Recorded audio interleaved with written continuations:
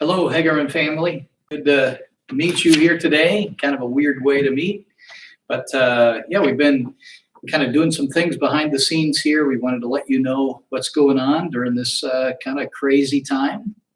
We're hoping everything is okay with you guys, and hoping you're staying safe. And then we are praying for you and praying for our country and praying really all around the world. This is I don't know whenever this has ever happened where the whole world's focus is on one thing, but here we are. So we just have a little information for you today. It's Friday afternoon, and let you know what's going on for Sunday and days after.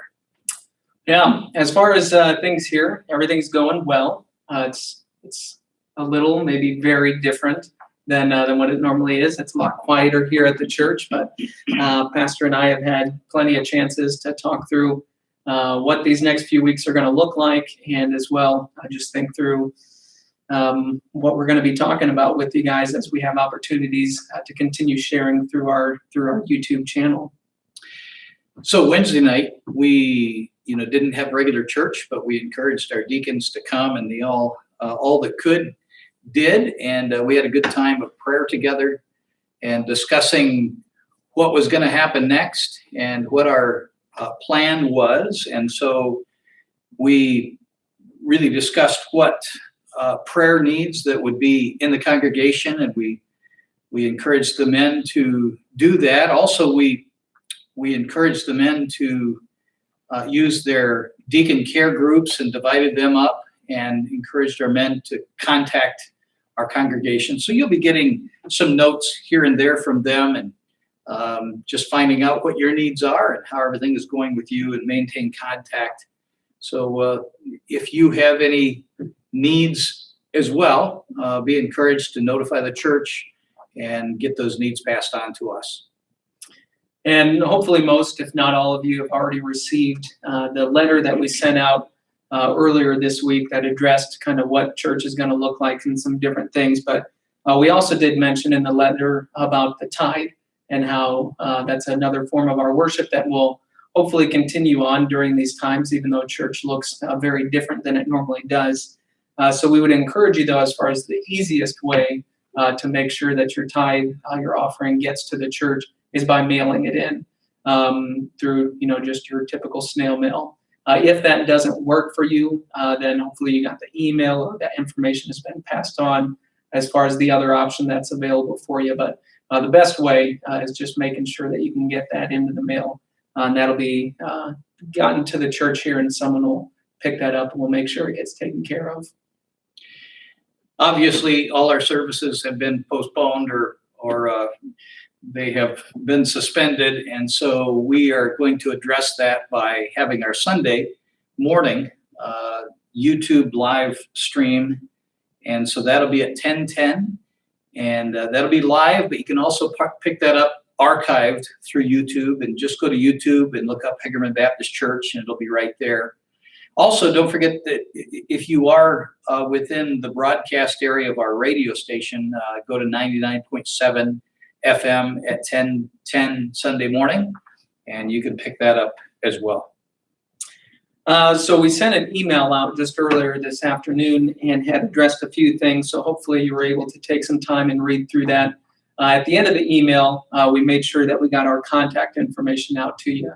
Just because with the way things are right now, we're not always sure that one of the three of us are going to be in here at the church.